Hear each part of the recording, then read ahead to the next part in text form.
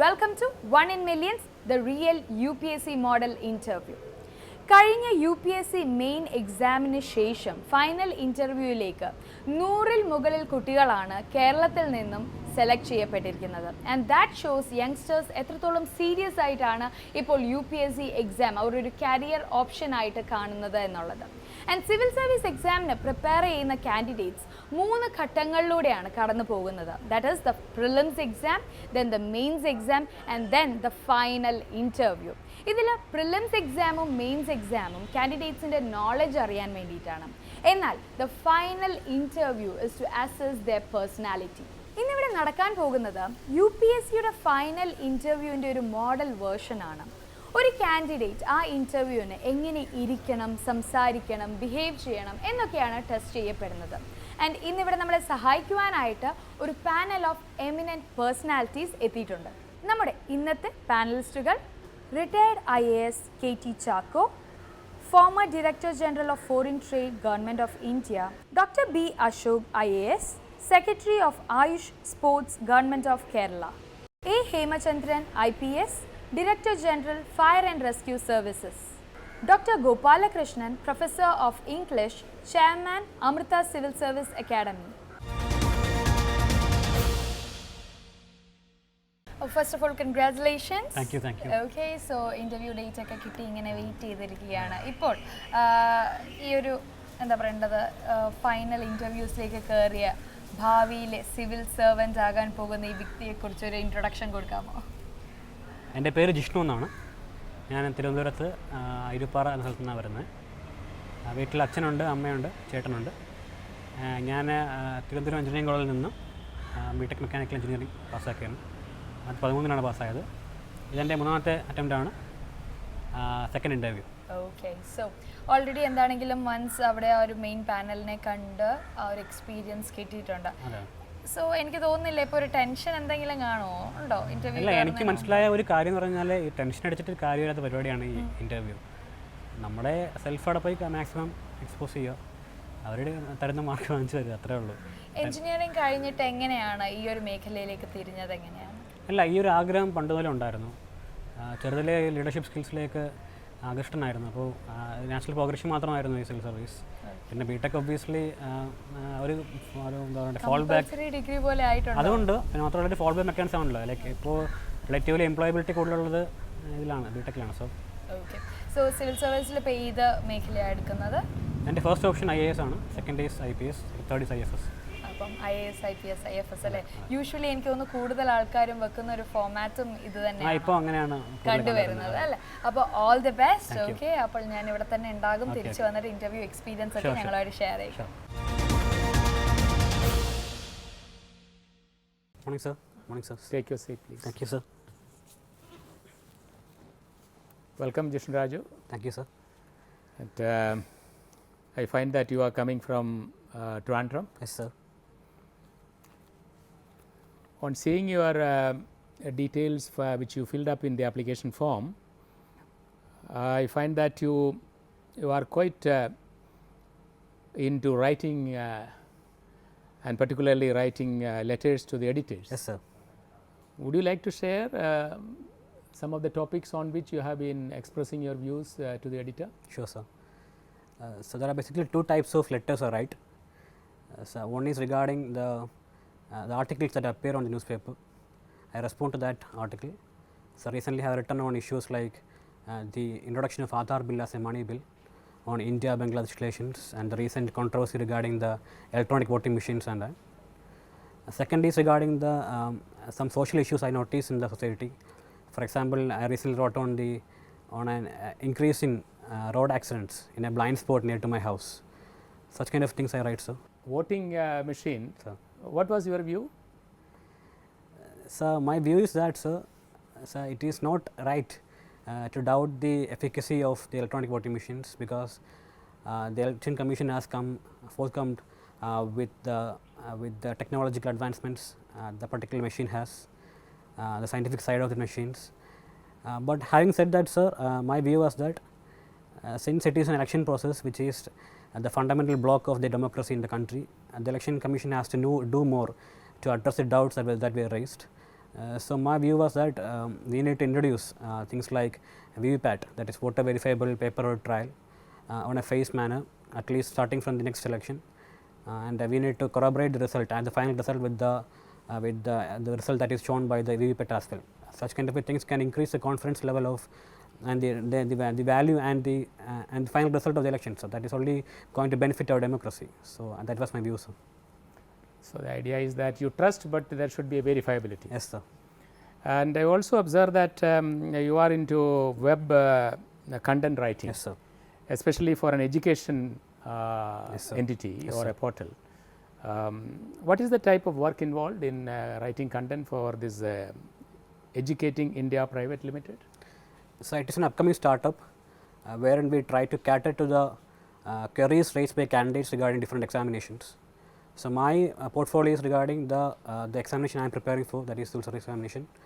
So this platform actually offers an opportunity for students to raise questions, doubts, and specific as well as general issues. For example, about the eligibility criteria, the optionals offered in the examination, things like that. I also write on different current as well as static materials topics. I have written articles on Northeast insurgency, for example, on Maoist issues, India-Sri Lanka relations, example, things like that. So that's my portfolio. Okay, excellent.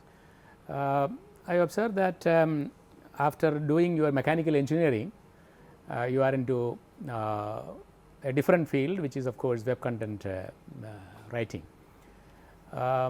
Do you think that India's enhanced focus on services sector has led to not so much emphasis on manufacturing sector, and this lack of emphasis on manufacturing has impacted adversely the opportunities for young engineers like you? So yes, I agree with your point that we are focusing too much on service sector, because there is an economic model where we transition from the primary sector as agriculture to secondary sector, that is manufacturing, and tertiary sector service sector. That is a usual form of method of development, but we have actually tried to bypass the first and second sector, that is trying to transition from first to say third in one go. So that has resulted in the employability issues, and that has actually, for example, so even a mechanical engineer like me were offered jobs in the service sector, IT field, when I passed out of my college. So yes, I agree with that point, sir. So what needs to be done? So we need to address the core issues why manufacturing is lagging behind. There are issues regarding the labor laws that is hampering the starting of manufacturing industries. There are issues regarding the financeability that is going to aid the setting up of the industries. We need to promote entrepreneurship concepts like that, where students can emerge as employment generators rather than employment seekers, and we need to provide tax incentives for starting up of industries. So we can move in that direction, sir. What particular provision in the labor legislation is impacting adversely the opportunity for manufacturing, in your opinion? So there are different issues. For example, in factory law, there is a provision that when we are trying to to reject a particular candidate out of the firm or retrenching, we need to get the consultation of the state government if the factory is employing more than 300 persons. That is one regarding, sir. There is an issue of inspector raj, where there is a discretion that is given to the inspectors, labor inspectors, where they are trying to harass the employers, and also. So regarding tax filing, even though we have moved towards e-filing, but there is a high reliance on paper filing and concept like that. There is an issue of environment, so environment impact assessment and clearance is being suggested as an impediment towards the industrial growth, so things like that, sir. Mr. Vishnu, you come from a place called Chembadandi. Yes, sir. This place is associated with a great human being. Yes, sir. Can you tell something about that? So I think you are mentioning about Sri Narayana Guru. Yes. He is a pioneer in social reform in particular community that is considered a backward community in Kerala. So his basic idea was regarding a non-dualistic approach, that is Advaita. So even before Narayana Guru, we had philosophers like Shankaracharya who were propounding this Advaita concept. But one fallacy or one limitation of Shankaracharya was regarding that, sir. He did not try to break the caste shackles. and Srinarayana Guru tried to break the caste shackles by bringing Advaita concept to the lower sections. He also propagated education in Sanskrit and Vedic education to lower class. He also tried to increase educational opportunities for the lower class. His one of the main contributions regarding the Ijava Shivan concept, where the temple earlier temple could only be set up by the Brahmin community, and he actually broke up this particular shackle, so that the Ijava community could also contribute on that regard. So on these clients, I think his contribution is very relevant. So. You made a statement that he was basically confined to one community. Yes, is sir. it like that? So by actually pioneering the community's progress, I think he was championing the cause of the socially backward community as a whole. So because his educational ventures actually opened to all kinds of backward classes, and his concepts of prohibition and his basic principle of one caste, one god for the mankind. I think that's a kind of pan caste movement, sir. I think that in that way actually benefit all the communities. Okay, how far do you think his ideals are guiding the Kerala society today? To what extent? So I think it's a work in progress, because his ideals like the removal of caste is still not fully achieved in Kerala society. He has examples of prohibition that's not completely followed. So I think we can do much more on that particular regard. So what do you think is happening in this state with regard to prohibition? You mentioned that's a big issue. Yes, sir. So what is it happening now? So Kerala is considered as one of the most biggest consumers of alcohol. Accountable measures of our records are says that the consumption is very high, especially during certain festivities and also. So I think on that regard, Kerala is doing not so good. But I think recent measures like closure of certain bars and progressive measures regarding closure of beverage corporation outlets, and even the recent Supreme Court order regarding the closure of outlets within the 500-meter limit. I think that these are things that can be looked forward to. Do you support a complete prohibition? So I support the philosophy of prohibition, sir. Yes, sir.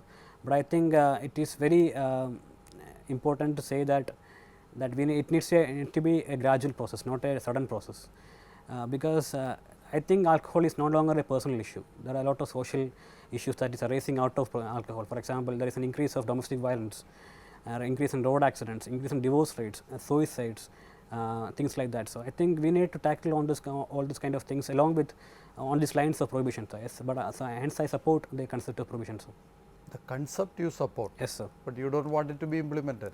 So I think it has to be implemented in the gradual way. For example, currently the prohibition means we are addressing only the demand side.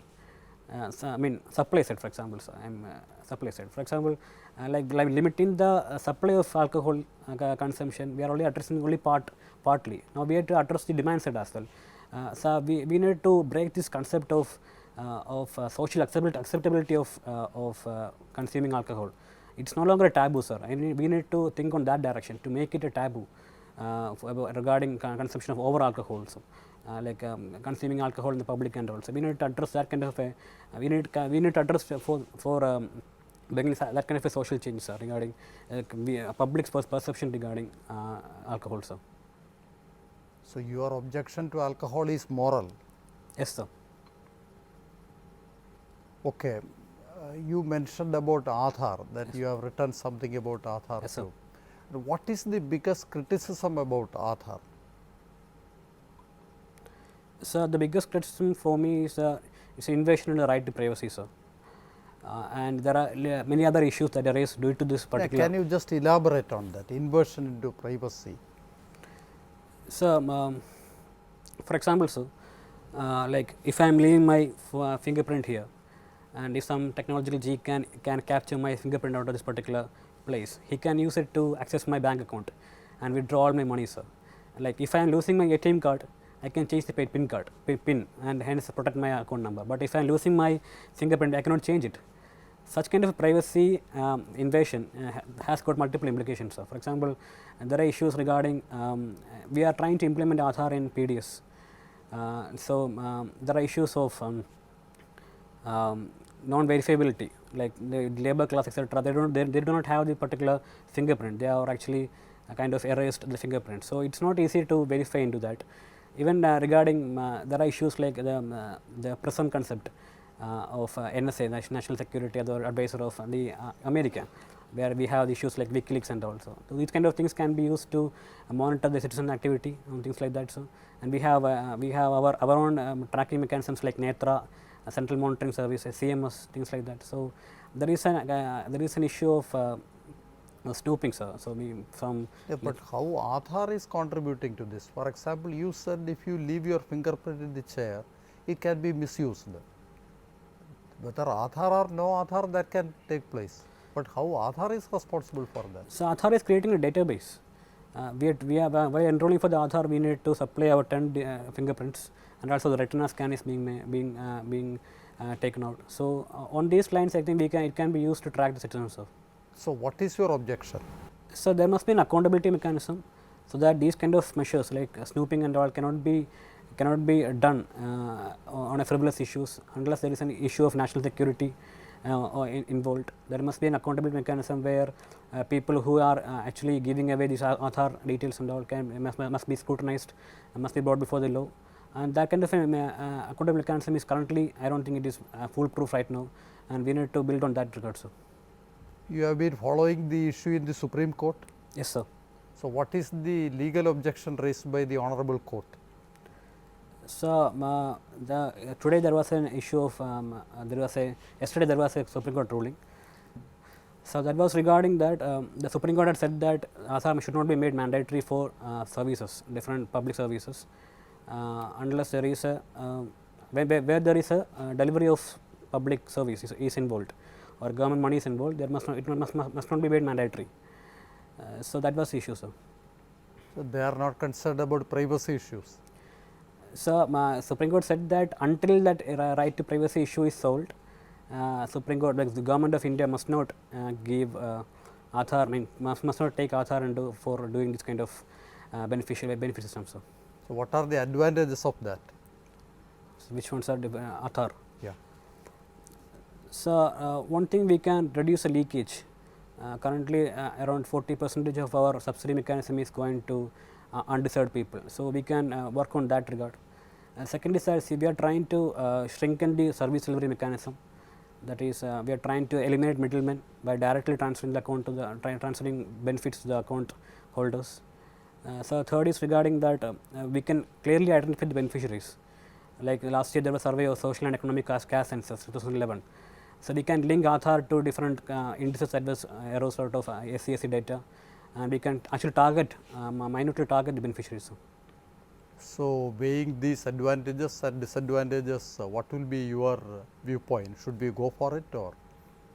Yes, I am in support of Aadhaar being implemented, but there must be certain precautions that must be taken. So regarding the loss of Aadhaar privacy, regarding that is even the authority of UID must be held responsible if the Aadhaar details are out in the public. Okay, thank you. Thank you, sir. What do you think is the significance of Civil Service Day, and why is April 21st the Civil Service Day? So if I am right, sir, and then that was a day when Sardar Vallabhbhai Patel gave the first speech to the civil service after the independence. So The first post-independence yes, batch of civil sir. service. That was in Delhi. So he addressed the civil service. It's considered an important speech, Yes, sir. setting the direction of the saying it has steel frame of India. So right. See, you are applying for two kinds of services here. One is all India service, the other is central services. What is the distinction and between these two sets of services? So the basic distinction is regarding the cadre system. In the all India service, that is IAS, IPS and Indian Forest Service, they have the cadre system where we are allocated a particular state and we have to serve the state all through a career, except deputations and also. So that is the basic difference. Whereas central service, we have or pan India service, we can get transferred every 3 years to all parts of the country. So That means you are serving both states and the union yes, sir. in the all India service, while in general central services serve only the center. Yes, sir. Okay. which services are mentioned in the constitution and which article, if you can recollect? So, article 312, 312 is article regarding all India service, but I am not sure about the specific mentioning, sir. But obviously, the police and administrative service which are present, yes, sir. 1950 are mentioned. Yes, sir. Which is the third all India service? Indian Forest Service, sir. When was it organized? I think 1966, sir. 66 or a little later? 69 maybe, sir. Okay, forget it. What are the special privileges which the constitution gives a civil servant in India? Articles 310, 311. So, one that the immediate control of the service is vested with the state government. So, the state government very can specific in the constitution. Yes, sir. 310 is not about that, but there are two privileges Yes, which sir. are given. So, that is Rights, special rights enshrined. yes, sir. So, one is that you cannot be removed by an officer below your rank. Second is that there must be a provision for trial before you are removed. So, Absolutely, except cases which cannot be handled Yes, sir. that way. You are in general you are heard before you are. yes, sir. You are under the pleasure of the president or governor as the case is, but Yes. you cannot be reduced in rank or removed without 311 is protects you on that. Can you tell me about the role of the public service commissions in the constitution? What do they do? So, article 315 mentions the UPSC, and I think article 322 mentions the joint PSC, joint UPSCs. In general, what are their how do they function? What are their structure? Who are the members? So, the UPSC mentions the I mean the powers regarding that is mainly regarding the recruitment of group A and B services. Also on their issues regarding the transfers, Union postings. services. Yes, sir. I think the schedule C and D is Correct. They have a staff selection commission, yes, sir. separate system. Right. So, the UPSC also is consulted before certain postings regarding conferring of IAS to state services, regarding That's transfer. again appointment by promotion. Yes, sir. So, also it consulted regarding the actions taken against civil servants. Disciplinary actions, Yes, consultation. also regarding compensations and also I believe. So, regarding, so what was the second question, sir? I was merely asking who are the members, how are they recruited? So, there is no specific number of UPSC members, but its general rule is that half the number must be from administrative services who are served in Who have experience in administration. at least 10 years of survey experience. So, and they are appointed by the President of India. There is a special provision which covers the chairman and members of the Public Service Commission, which is generally not there for any other constitutional functionary. Can you recollect what is that restriction? There is a specific restriction. If you are appointed member or chairman, So, then you lose a right in India. so post-retirement employability, Employability with government services. government in general. So, you are not. Why do you think such a safeguard is kept? So, to prevent nepotism and Nepotism and- influence from external sources. But let me put it to you that a High Court judge or a Supreme Court judge is capable of or enjoys so much of discretionary power in financial matters, awarding compensation. Such a restriction is not kept for High Court or Supreme Court judges. Why do you think the PSC is singled out for? After all, the PSC member can only give a appointment out of turn or 5 marks extra for a candidate. A Supreme Court judge can arbiter a dispute of 25,000 crores. So, I think there are discussions happening on that regard as well. Recently, even our Kerala government governor Sadashivam was appointed after being the CJ of India. That is, after Supreme Court, you are appointed as governor of a state. Yes, sir. You wish to comment on that? You have a view on that? So, I think there must be a cooling period. Cooling off. Cooling off periods, maybe after 3 or That 4 after years. 3 years, you can We take can an have the appointment. change of government and as well, sir. So, on that regard. Sir. So, there is a you apprehend as a citizen that if that is a possibility, then as human beings, judges could be sort of, there is always a possibility that a judge can be sort of Yes, sir. encouraged to think in a particular fashion. Yes, sir. Okay, thank you for your views. Vishnu, Sir. these days we are hearing about a lot about a sub-collector Yes, sir. getting into a lot of trouble.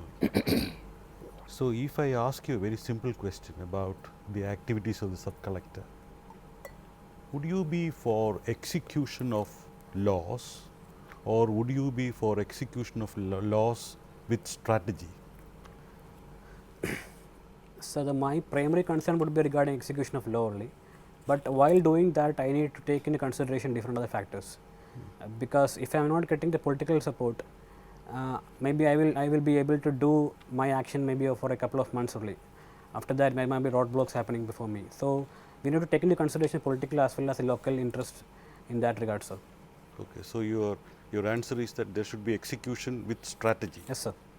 Okay.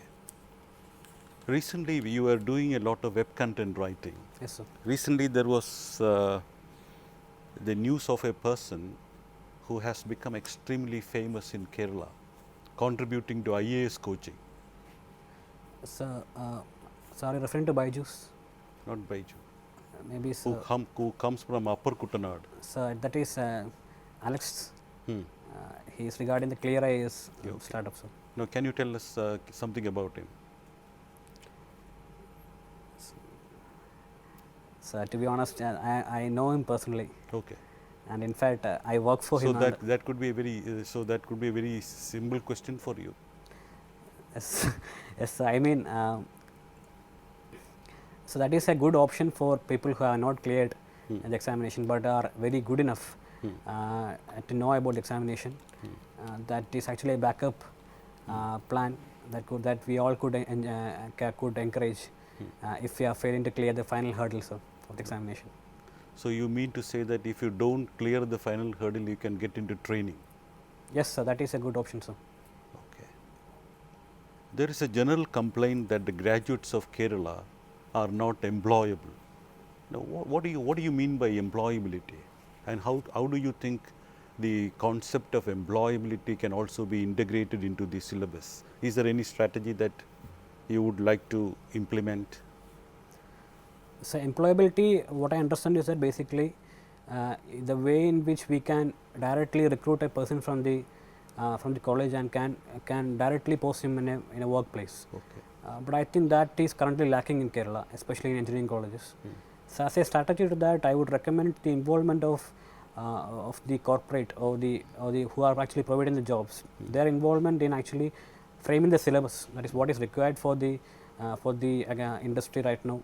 They can be involved in framing the syllabus. They can be involved in providing internships and training regarding that. So, on that regard, I think recently there was a proposal by the government itself, central government itself, regarding that there must be compulsory internship for every engineers. So, I think that's a good move, sir. Based on that, I think there is a very massive program by the central government for the rural people also to get. Can you give us some idea about that program? So, it's Deendayal Upadhyay Gram Kaushal Yojana, sir. Yeah. Okay. Can you tell us something about one or two sentences about that program? So, there are two types of training that has been done. So, one is recognition of prior learning. We have many carpenters, I mean skilled persons like that, but they don't have a certification. They know the skill, but they don't have certification. So, we are trying to recognize the prior learning, and we are providing certification so that their employability is increased. Second is that we are training new cadre of job people in interested areas like carpentry, for example, masonry, for example.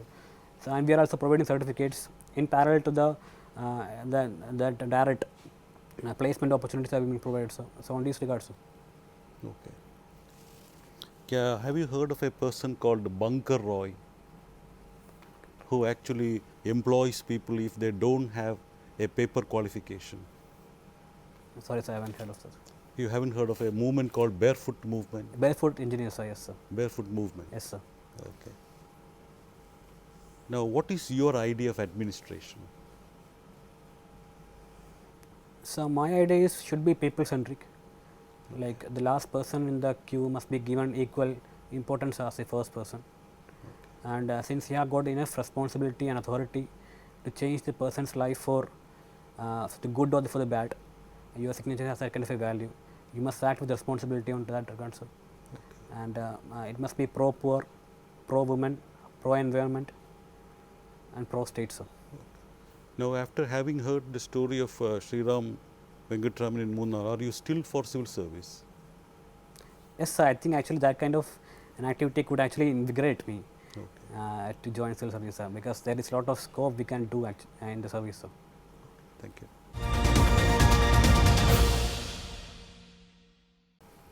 Just now Jishnu Raju, there is a lot of talk these days about giving due emphasis to agriculture, which was somehow got lost in between. Yes, sir. And India has two major cropping seasons. Yes, sir. Which are they? Kharif and Rabi. Kharif and Rabi. And Kharif, what are the crops which are sown in Kharif season? Any idea? Yes, sir. Kharif, we have rice is the main crop, sir. Water intensive crops basically maize, rice, cotton, sugarcane, and in Rabi season we have wheat mainly, barley, ragi, and also.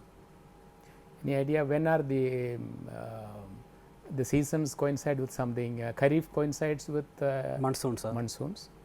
But the other Rabi coincides with the winter rains, sir. Especially on the northwestern part of the country, sir, Punjab and all.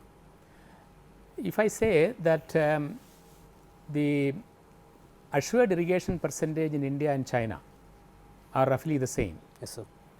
and the use of chemical fertilizers also roughly the same. Given that fact, the productivity of China of major crops is more than 100% of what is in India. Can you estimate or guess what is the major factor which is retarding agriculture in India?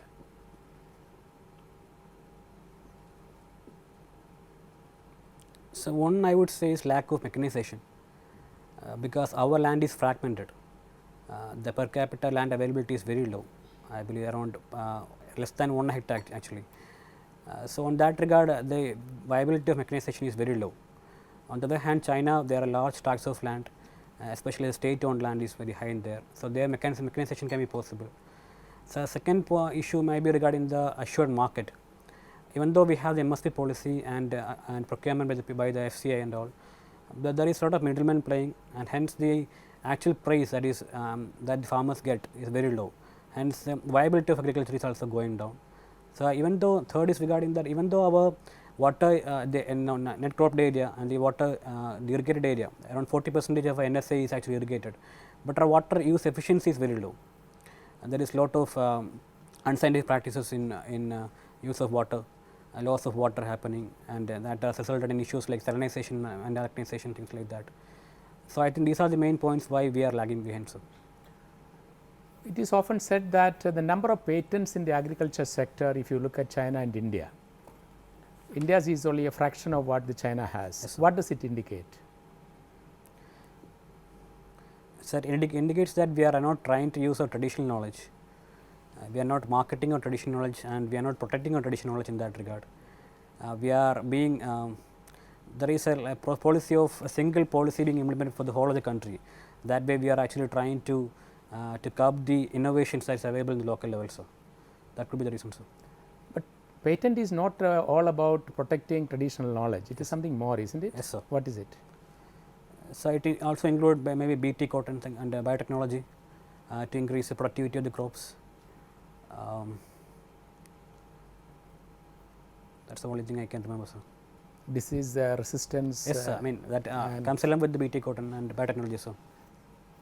See, a lot more scientists are working on improving agriculture, ways and means of doing agriculture better with efficiency, isn't it? Yes, sir. That is why a lot of people are getting patents. Yes, sir. So, therefore, one solution to the productivity problem should be a scientific application of mind, don't you think so? Yes, sir, surely. I mean, of course. But, sir, I think our farmers are a bit illiterate on that particular regard. That what others do, we are trying to simply copy, like imposition of the Western ideas, like the intensive chemical cultivated agriculture. So, I think we need to educate the farmers regarding what exactly their farm requires. I think the recent soil health card, for example, that is trying to address that only, because we have this policy of applying the NPK ratio, NPK in particular quantity. We get from the local FCA, I mean local market, there one particular packet of FCA manure. We try to apply it throughout. There is no crop specific or land specific applicability. So, issues like soil health card can address regarding that, and that is actually helping in in better use of the mind, sir. Thank you. Thank you. Thank you, sir. Thank you, sir. Yes Jishnu, so എങ്ങനെ ഉണ്ടായിരുന്നു ആ hot സീറ്റിലിരുന്ന ഒരു experience? നല്ല experience ആയിരുന്നു. ആദ്യമായിട്ടാണ് ഇങ്ങനെ ഒരു opportunity കിട്ടുന്നത്. വലിയ കുഴപ്പമില്ലാതെ പോയെന്ന് തോന്നുന്നു. എന്നാലും കുറച്ചും കൂടെ ഇമ്പ്രൂവ് ചെയ്യാൻ തോന്നുന്നു. എങ്ങനെ പാനലിസ്റ്റുകളൊക്കെ എങ്ങനെയുണ്ട്? നല്ല എൻകറേജിങ് ആണോ അതോ അവർ കുറച്ചും കൂടെ ടൈറ്റ് ആക്കിയോ? നല്ല കോഡിലായിരുന്നു. ഞാൻ ഇതുവരെ കൊടുത്ത നല്ല കോഡിലായിട്ടുള്ള ബോർഡ് ഇതായിരുന്നു. എൻകറേജിങ് ആയിരുന്നു obviously. They were actually trying to make me more comfortable actually. So നല്ല എക്സ്പീരിയൻസ് ആയിരുന്നു. ഇനി എന്തായിരിക്കും അവരുടെ റിവ്യൂ എന്ന് ആലോചിച്ചൊരു ടെൻഷൻ ഉണ്ടോ? ഇല്ല, എനിക്ക് തോന്നുന്നു കുറച്ച് മിസ്റ്റേക്സ് എനിക്ക് തന്നെ അറിയാം എന്തൊക്കെ പറ്റുന്നുണ്ടെന്ന്. അവരുടെയും കൂടെ എക്സ്പേർട്ട് ഒപ്പീനിയൻ ആയിട്ട് ഇമ്പ്രൂവ് ചെയ്യാൻ നോക്കണം. ഓക്കെ, സോ ഇപ്പോൾ ഒരു 10ന്റെ സ്കെയിലിൽ ഒരു ജിഷ്ണുവിൻ്റെ സാറ്റിസ്ഫാക്ഷൻ അബൌട്ട് ദ ഇൻ്റർവ്യൂ ചോദിച്ചു കഴിഞ്ഞാൽ how will you rate your self? 5.56 average. അപ്പം യു സ്റ്റിൽ ഹാവ് സ്കോപ്പ് അല്ലേ? So all the best. എന്താണെങ്കിലും നല്ല റിവ്യൂ ആയിരിക്കട്ടെ കേട്ടോ. Sir, may I? Please come. Please be seated. This session is basically aimed at sharing our assessment, so that you can calibrate that into your preparation. So a better performance, and there is always scope for improving the performance. And a couple of things which because my colleagues will share. On the whole, we were quite satisfied with your performance, but having said that, there is always scope for improvement, and there would be candidates who would be getting higher score also. So therefore, there is a scope for improvement. One of the things which very logistics related, the walk from the door to the to the seat where you will be seated in UPSC, you have seen that. Yes, sir. You have been there earlier. Yes, sir. It's not a long walk like this. So you can build that into your the body language and the walk which you take to take your seat. And also you know that this much of different distance is not there between the board and the candidate. One thing which we noticed was that if there is a specific question which is always better to know answers to all questions, but suppose a specific question in which your knowledge is not very deep or exact, if need be you can say that that's something which you have not been which you don't know, or which you have not been able to acquaint yourself with that particular aspect. There is no harm in that, because sometimes what happens is that when you answer something, the second, third, fourth supplementaries would come. Therefore, you should be prepared for that. And but even having said that, there are some issues on which you can answer even though the knowledge may not be full, and then at later detailed stage you can say that your knowledge is only up to that. And you can point out things. A couple of things, as sir was mentioning, your performance is good, your knowledge is good, you can do a good this thing. By way of suggestion for improvement, couple of things like certain sensitivities you should keep in mind. When Ashok asked you about PSC and Office of Profit, things like that, you made a reference to appointment of a governor. Further questioning on that could have put you in awkward areas, because you were almost maybe blaming. It could have been that it had that potential, so it is better to be cautious. Similarly, you studied in a Srinarayana public school, and you come from Chembalandi, so be a little more clear about Guru. Not that such a thing can come, it can come. And another thing is, to the question, it is you are expected to be focused. That is, when the question is specific, reply should be specific. If the interviewer is encouraging you to go round, it's okay. Otherwise, it will appear you are ignoring that issue, or you are trying to avoid it and moving to areas which you know. And when you try to reach out to other areas, again be clear that it is relevant, and you are also clear about that. For example, when I ask something, you went to Shankaracharya, you went to WikiLeaks, quite a lot of things you touched upon. So, I can come to those things. Sometimes people use it, you divert the person to area of your interest, but too much of such references, diversionary thing may not be desirable. So, it is better to listen to the question, be focused on that, give the direct answer, and where you do not know something, nobody knows everything under the sun, there is nothing wrong. Accept gracefully that, sir, this is something which I do not know, and you have been telling that, maybe you and it is not a negative point that you do not know something like, there is a graceful way, accept it, that is also appreciated, that is something, rather than making a mistake there, that is all. No, I thought it was well put there. See, I thought your interview was above average, but you can easily score 15% more if this issue of specificity is addressed a little bit more. And also see if you can pitch your voice a little. When you are stressing a point, you can speak a little louder. Yes, sir. Because you are more inclined to a monotone. I see that you are reading extensively, so you have more points to add. But focus on the issue at stake, because this Chembadanti question, probably Narayana Guru is the most well known Chembadantian from your place. So, you meandered into Shankara. A comparison with Shankara is all right, but then the focus is on Guru's philosophy. And I thought you restricted to his social endeavors, whereas he is a huge, great exponent of Advaita and Indian philosophy, you know, Yes, sir. More or less inviting comparison with Shankara and all that. So, maybe better to give a little more proportionate time to that focus and thrust to the question. Sure, Otherwise, I was quite happy with your performance. Thank you, sir. Yeah, I think you are already familiar with the patterning of the interview. Yes, sir. So, I think you would do much better with a bit of introspection as to how I should be presenting myself, how I should be answering. Excuse me, what was your score? 160, sir. Out of 275. Yes, sir. Then certainly you can improve on that. Yeah, you will improve, at this level you will get more, Sir. you are doing well. So, Jishnu, എങ്ങനെയുണ്ട് ഇപ്പോൾ review ഒക്കെ കേട്ടതിന് ശേഷം, how do you feel? നല്ല experience ആയിരുന്നു actually. I think could have improved bit more, like കുറച്ചുകൂടെ specific ആനായിട്ട് പറഞ്ഞായിരുന്നു. നോളജ് വൈസ് വലിയ പ്രശ്നമില്ല എന്ന് പറഞ്ഞു, സ്കോപ്പ് ഓഫ് ഇംപ്രൂവ്മെൻറ്റ് ഉണ്ടെന്ന് പറഞ്ഞു. സോ ഏതെങ്കിലും ഒരു ഏരിയ, പെർട്ടിക്കുലർ ഏരിയ കൂടുതൽ കോൺസെൻട്രേറ്റ് ചെയ്യണം എന്ന് തോന്നുന്നുണ്ടോ ജിഷ്ണുവിന്? ഞാൻ ചെമ്പഴന്തിയിൽ നിന്നാണ് വരുന്നത്. സോ ഗുരുവിനെ പറ്റി പഠിക്കാൻ പറഞ്ഞു. പിന്നെ അങ്ങനെ സ്പെസിഫിക് ആയിട്ടൊന്നും പറഞ്ഞിട്ടില്ല, ജനറലി ഓക്കെ ആണെന്ന് പറഞ്ഞു. So all the best for your main interview. Okay, അപ്പോൾ ഈ ഒരു കൂൾനെസ് എനിക്ക് ജിഷ്ണുവിൽ കാണാൻ പറ്റിയത് വളരെ കൂളായിട്ടുള്ള ഒരു ആറ്റിറ്റ്യൂഡാണ്. So please do maintain this and all the best.